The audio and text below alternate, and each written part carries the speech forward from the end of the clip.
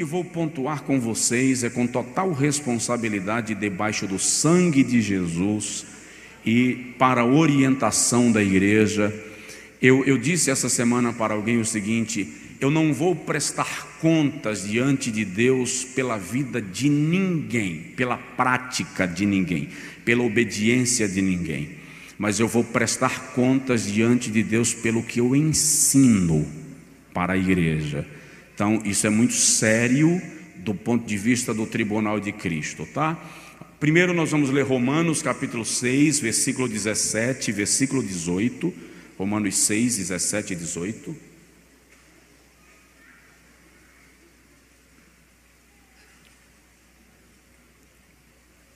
Paulo diz assim: mas graças a Deus que, tendo sido servos do pecado, servos de quem? Servos de quem? Onde você lê servo, entenda escravo, tá? O tradutor da língua portuguesa foi comedido no uso da expressão, mas servo é escravo. Graças a Deus que, tendo sido escravos do pecado, obedecestes de coração à forma de doutrina a que fostes entregues, e libertos ou libertados do pecado, fostes feitos escravos, servos de quem? Da justiça. Paulo fala disso em Romanos 6,14, quando ele diz: o pecado não tem mais domínio sobre vós, porquanto não estáis mais debaixo da lei, mas debaixo da graça. Diga comigo: o pecado não me domina, não mais. Então a lei da liberdade é entender que eu não estou debaixo da lei, portanto estou livre do poder da lei. Mas presta atenção, essa liberdade que Jesus me deu do poder da lei mosaica, Ele também me tornou livre do poder do pecado. Então tem gente que, porque está de fora, livre do jugo da lei, quer viver no pecado, porque afinal de contas eu estou na dispensação da graça. Só que graça não é a permissão para pecar. Graça é a capacitação para vencer tudo que é pecado. A segunda lei, em Romanos 14, que deve maestrar a vida cristã, é a lei do amor. O que é a lei do amor? A lei do amor diz que, embora eu seja livre para fazer, se isto se tornar pedra de tropeço para o meu irmão, eu devo evitar fazê-lo por amor ao meu irmão. Agora vamos para a carta que Paulo escreve aos Coríntios, capítulo 6, versículo de número 12 ao versículo 13. Todas as coisas me são lícitas, mas nem todas as coisas me convêm. Todas as coisas me são lícitas, mas eu não me deixarei dominar por nenhuma delas. Agora Paulo usa um jargão. Paulo agora vai usar um jargão que era o jargão, o slogan de um grupo partidarista que havia em Corinto. Esse grupo era conhecido como os libertinos. E os libertinos diziam: os manjares são para o ventre e o ventre para os manjares. Isso aqui Paulo está usando, parafraseando um jargão comum daqueles dias em Corinto. Aí agora vem a colocação de Paulo: Deus, porém, aniquilará tanto um como os outros, mas o corpo não é para a prostituição, senão para o Senhor, e o Senhor para o corpo. Na linguagem dos libertinos, essa expressão, os manjares são para o ventre e o ventre para os manjares, é a mesma expressão moderna que a teologia liberal está usando para dizer é proibido proibir. A teologia liberal usa dessa colocação, é proibido proibir, que é a mesma expressão que os libertinos usavam, dizendo o corpo é para o prazer e o prazer é para o corpo. Significa dizer, dentro dessa filosofia, que o que importa é o prazer. Aí Paulo diz, debaixo do poder do evangelho, o corpo não é para o prazer, não é para a prostituição, o corpo é para o Senhor. E o Senhor é para o corpo. Agora preste atenção. Quem acha que aquilo que eu faço com o meu corpo não importa para Deus, está extremamente enganado. Quando Paulo escreve aos Tessalonicenses, no capítulo 5, versículo 23, primeira carta, ele diz assim: e todo o vosso espírito, e alma, e corpo sejam plenamente conservados, irrepreensíveis para a vinda do nosso Senhor Jesus Cristo. Então aqui Paulo está orientando que o meu corpo também precisa ser santo para o Senhor. O que Paulo está dizendo é: liberdade sem regras não é liberdade, é libertinagem.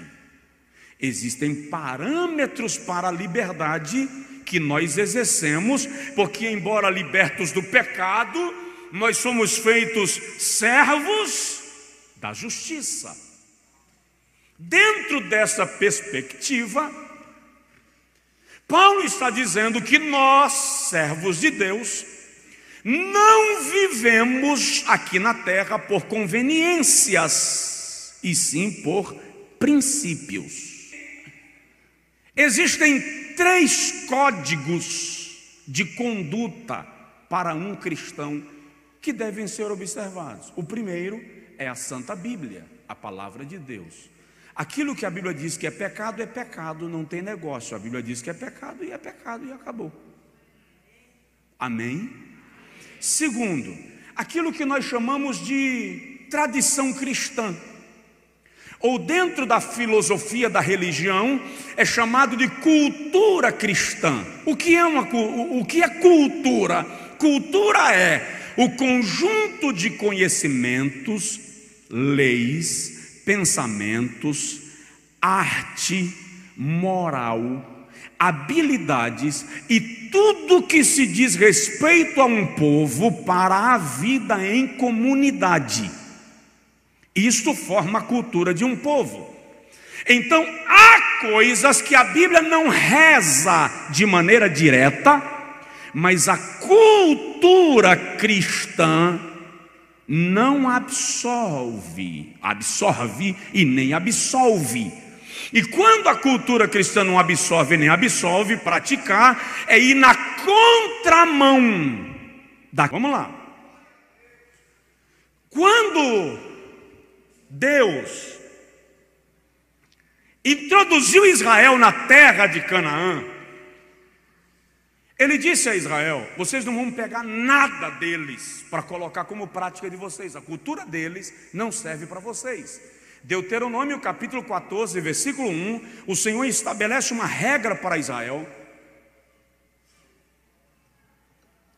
E na regra de Deuteronômio capítulo de número 14, versículo 1, o Senhor diz para Israel da seguinte maneira: filhos sois do Senhor vosso Deus, não perfurareis a vossa carne.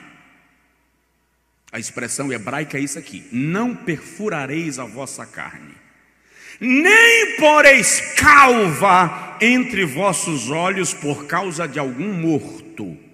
Versículo 2: porque és povo santo ao Senhor teu Deus, e o Senhor te escolheu de todos os povos que há sobre a face da terra, para lhe seres o seu próprio povo.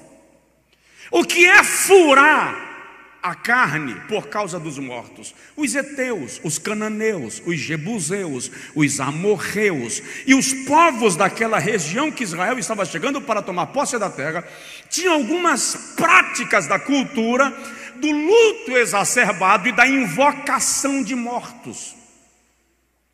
E algumas dessas práticas era, por exemplo, furar o corpo com ganchos de metais, se mutilarem, vazarem os olhos para expressar o desespero pela morte do seu ente querido. E o Senhor está dizendo: vocês não vão praticar isso. Outra prática era raspar a cabeça só na região central da cabeça e deixar o cabelo nas laterais. Quando o Senhor diz que eles não deveriam cortar o cabelo arredondado, está em Levítico. Na verdade, em honra aos mortos, eles raspavam a cabeça só em cima, na coroa, e deixavam ao redor com cabelo, em honra aos mortos. E o Senhor está proibindo porque aquilo tinha conotação de feitiçaria e de invocação de mortos e de adoração a demônios. Aí o Senhor diz assim: nem poreis calvo entre os vossos olhos, porque sois filhos de Deus, povo santo de Deus. Então, dentro desse princípio cultural, havia, vamos lá, Levítico capítulo 19, versículo de número 28, o Senhor continua dando uma orientação e ele diz assim: pelos mortos não perfurareis a vossa carne, nem fareis marca alguma sobre vós, eu sou o Senhor. Agora eu vou entrar onde um bocado de gente está pedindo a Deus que eu não entre.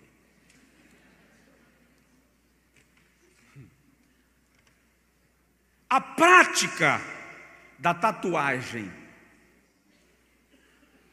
existe há milênios. Alguém no Face essa semana chamou de modernismo. Isso não é moderno. A prática existe há milênios e sempre foi exercida de forma ritualística pelos egípcios, pelos assírios, pelos gregos, pelos romanos, pelos hindus, pelos astecas, pelos celtas e outros povos. E estes povos todos sempre usaram a tatuagem relacionada com ocultismo, adoração de demônios, adoração a Baal e misticismo ocultista. Em algumas culturas, inclusive, o tatuador tinha que ser sacerdote, ou chamado xamã, porque cada ponto que ele fazia no corpo do indivíduo a ser tatuado, ele invocava um espírito para tomar posse daquele corpo e entrar. Eu posso projetar um vídeo daquele, Vanessa? Eu vou mostrar para vocês 2 vídeos que eu recebi hoje. Esses vídeos têm direitos autorais e, portanto, me foi, proibido de divulgar em redes, mas aqui eu posso divulgar. Você vai ver possessão maligna coletiva numa festa de tatuagem na Tailândia.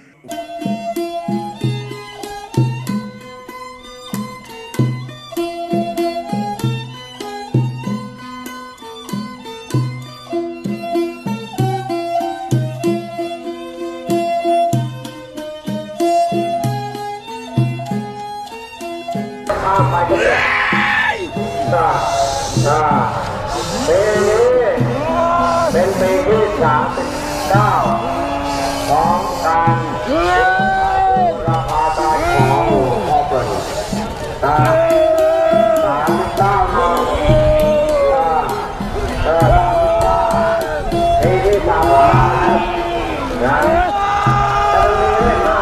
อันนี้ที่ผมไม่รู้มันเป็นมายังไงเด็กก็ไม่ทราบมันเป็นมาเยอะๆถามอาจารย์ที่มาแต่ว่า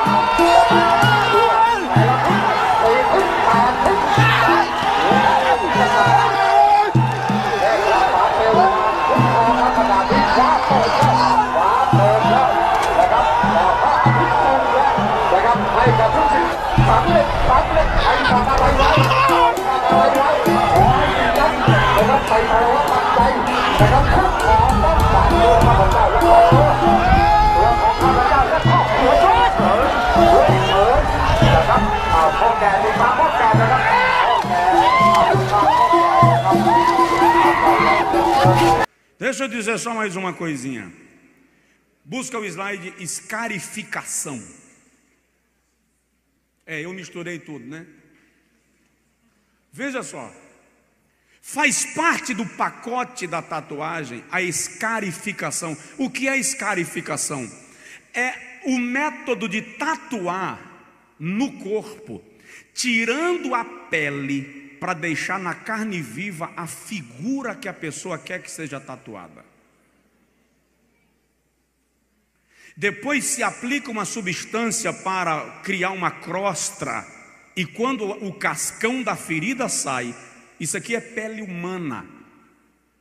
É um modelo de tatuagem que era o mais praticado nos tempos antigos, na tatuagem ritualística. É a chamada escarificação. Para quê? Para que os espíritos entrem no corpo por meio das feridas que estão sendo feitas no corpo.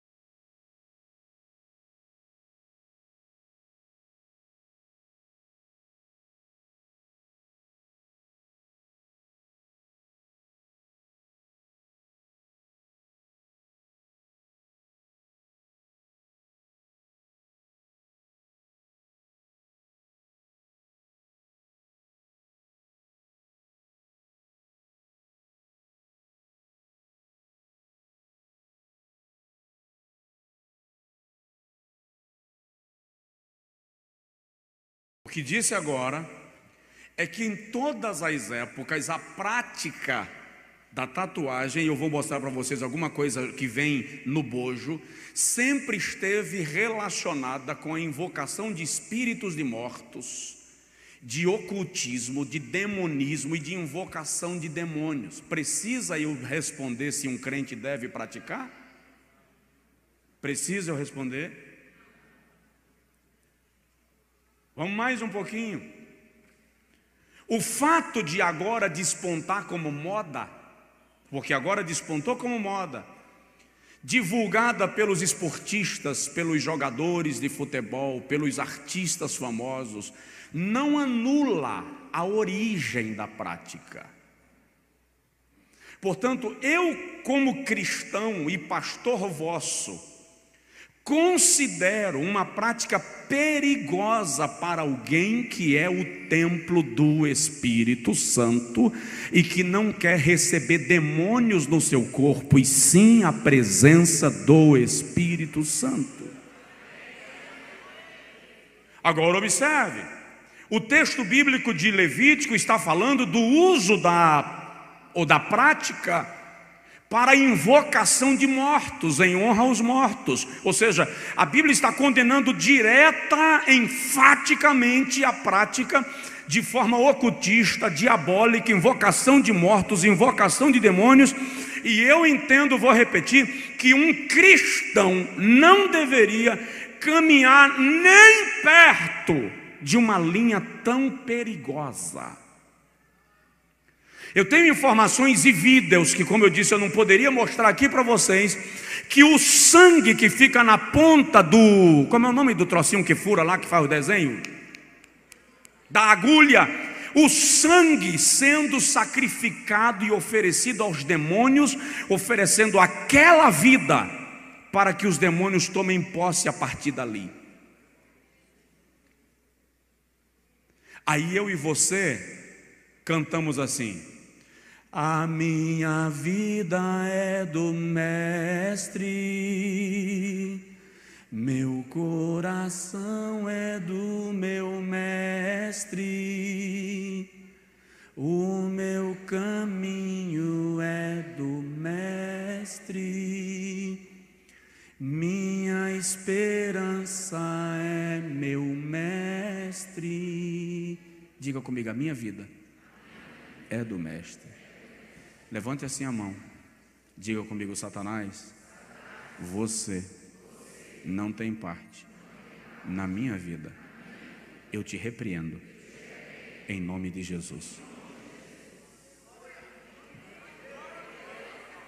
Eu já preciso parar, né?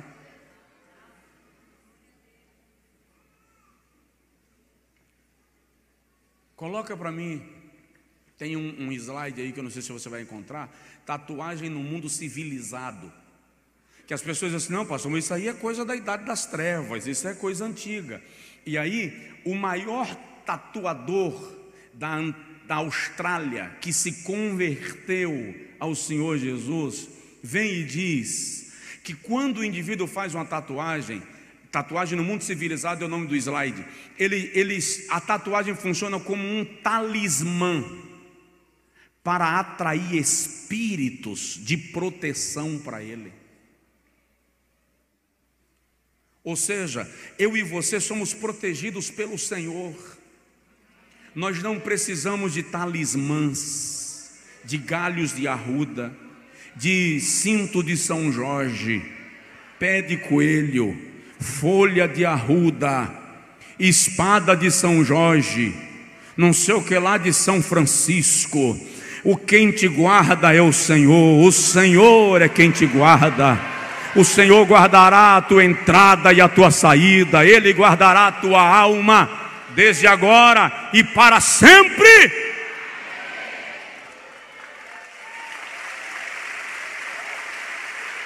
Pode falar? Tem irmã com piercing no umbigo? Pode falar? Tem irmã com piercing na vagina? Tem gente com piercing no testículo? Pode falar? Eu vou lhe mostrar o que significa isso dentro da cultura do piercing. Olha para isso, isso é uma mulher, um hindu. Agora, a informação que eles dão é que cada piercing colocado libera um espírito para se apossar do corpo daquela pessoa. Por exemplo, piercing no nariz, que ela provavelmente não vai encontrar ali, significa rebeldia, disposição de enfrentar todo mundo e quebrar normas e regras. Piercing nos lábios, disposição de contra-argumentar contra qualquer norma, regra, lei e princípio. Não me submeto às leis convencionais. Piercing na língua, espírito de luxúria e sedução. Piercing na genitália, espírito de prostituição. Pastor me disse essa semana de Londres, ele disse: a mulher lá no nosso congresso caiu possessa de demônios e nós não tínhamos como expulsar. Quando o demônio abriu a boca, ele disse: ela tem um piercing na genitália, e o demônio usou um termo vulgar, baixo. E as irmãs retiraram a moça do local, retiraram o piercing da genitália, e a moça ficou liberta na hora, para a glória do nome de Jesus.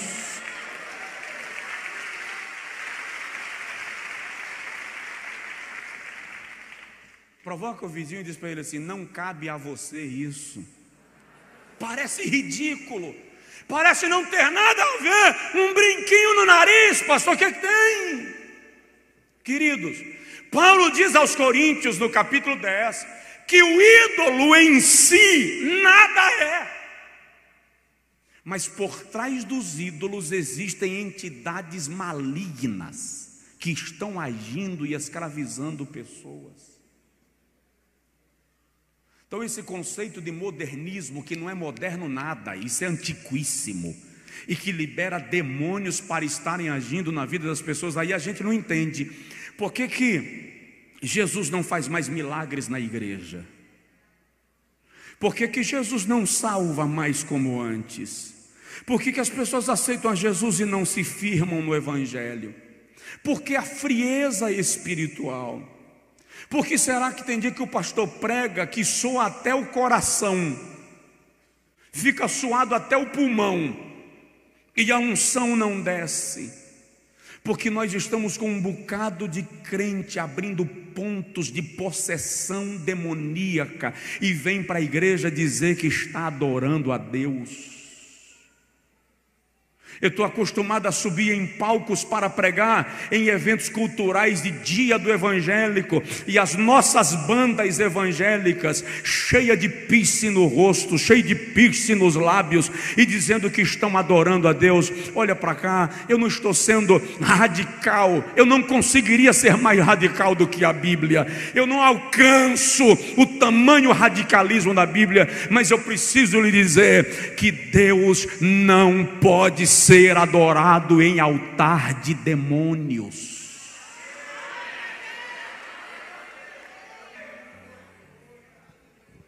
Eu disse no início, vão discordar de mim, eu sei.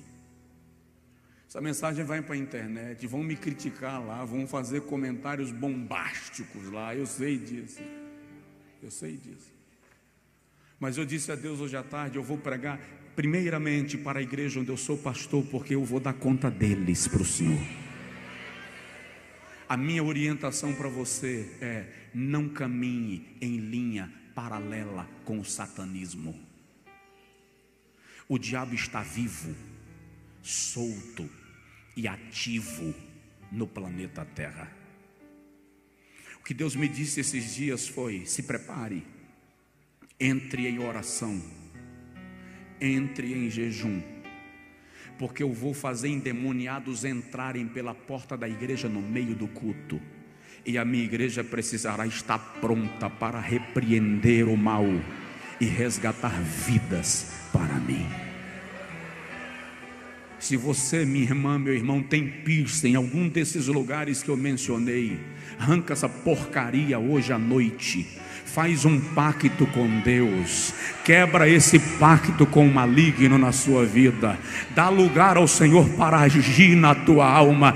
Pastor, eu aceitei a Jesus e já vim tatuado. Ok, quem está em Cristo, nova criatura é, a maldição está quebrada. Você não conhecia a informação, você não sabia o poder da informação, mas agora o poder do Evangelho te liberta, te livra de todo pacto, de todo ponto de contato, e estabelece o Espírito Santo na sua vida, para a glória de Deus.